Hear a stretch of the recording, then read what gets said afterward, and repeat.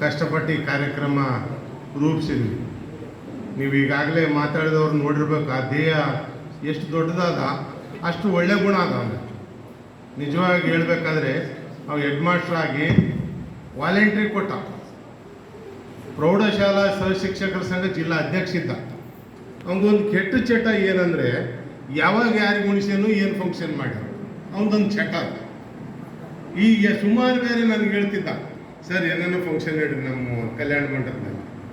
ನಿಜವಾಗಿ ಗಂಡ ಹೇಳ್ತಿ ಆತನು ಒಬ್ಬ ಶಿಕ್ಷಕರ ಮಗನೇ ಕಷ್ಟಪಟ್ಟು ಇಷ್ಟೆಲ್ಲ ಒಂದು ದೊಡ್ಡ ಆಸ್ತಿ ಮಾಡ್ಯಾನಂದರೆ ನಮ್ಮ ಶಿಕ್ಷಕ ವೃತ್ತಿಗೆ ದೊಡ್ಡ ಗೌರವ.